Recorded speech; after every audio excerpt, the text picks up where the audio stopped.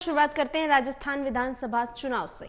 राजस्थान विधानसभा चुनाव के लिए शनिवार को मतदान हो रहा है। मतदान सुबह 7 बजे से शाम 6 बजे तक चलेगा।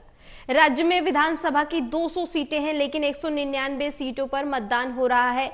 करणपुर सीट से विधायक गुरमीत सिंह कुन्नर के निधन के कारण वहां चुनाव स्थगित किया गया।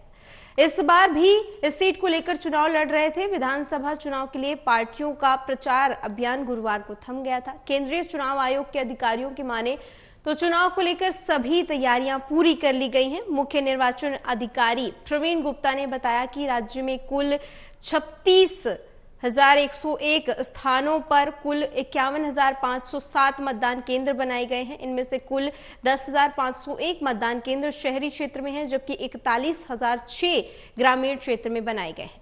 बता दें कि राजस्थान विधानसभा चुनाव 2023 के लिए वोटिंग शुरू हो गई है। जयपुर, जोधपुर, झालावाड़ और राज्य की सभी पोलिंग बूथ पर मतदान शुरू करा दिया गया है।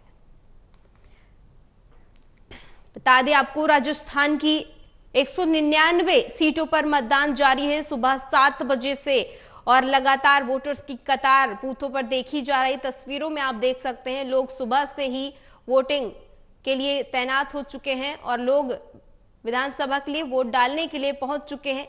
लाइंस देख रहे हैं आप, किस तरह से लोग वोट डालने पहुंचे हैं। राजस्थान विधानसभा चुनाव को लेकर वोटिंग जारी है और लगातार वोटर्स पहुंच रहे हैं। इस बार बीजेपी और कांग्रेस के बीच कांटे की टक्कर देखी जाएगी। वसुंधरा राजे को लेकर बीजेपी ने अपना रुख साफ नहीं किया। दोनों ही पार्टियों की ओर से ऐसा कहा जा रहा है कि पार्टी किसी की भी बने, लेकिन सीएम पद को लेकर एक बार फिर से जमकर गहमा-गहमी देखने को मिलेगी। लेकिन इस वक्त की तस्वीरें आप देख सकते हैं स्क्रीन पर, किस तरह से लोग कतार में लगे हुए हैं और सुबह से वोट डालने के लिए पहुंचे हैं। 199 सीटों पर मतदान हो रहा है और कड़ी सुरक्षा व्यवस्था के बीच राजस्थान की 199 सीटों पर मतदान हो रहा है। लोग कतारों में दिख रहे हैं आपको, वोट डालने के लिए पहुंच चुके हैं लोग। सुबह 7 बजे से वोटिंग शुरू हो चुकी है।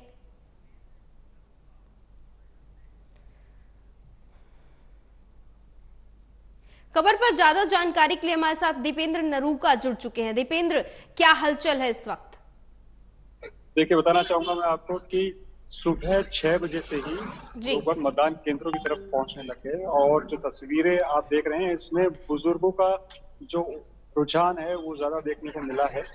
और बात करें कि जो हॉट सीट है, उसमें हवा महल हॉट सीट पर बाल मुकुंदाचार्य ने अपना मतदान का प्रयोग कर लिया है। इसके अलावा बाकी पूरे राजस्थान में मतदान का पहले घंटे का प्रतिशत जो रहा वो 8% रहा। जी दीपेंद्र, आप बात कर लेते हैं, तमाम बड़े सियासत के जो चेहरे हैं वो भी वोट डालने पहुंचे हैं, तो अभी तक कौन कौन से बड़े नेता वोट डाल चुके हैं और उसके बाद उनकी क्या कुछ बयानबाजी निकलकर सामने आई है?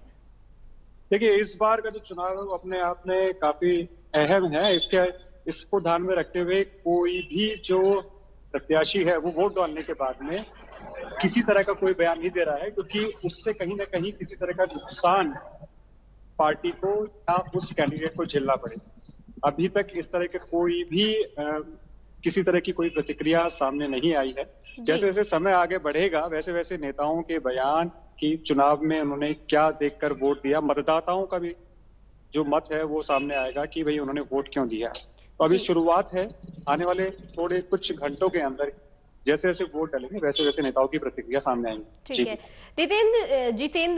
दीपेंद्र माफ कीजिएगा, राजस्थान में पेपर लीक का मामला बड़ा मुद्दा रहा। फर्स्ट वोटर्स इस बार वोट डाल रहे हैं, तो क्या उनसे आपकी कोई बातचीत हो पाई? उनके क्या कुछ मुद्दे हैं?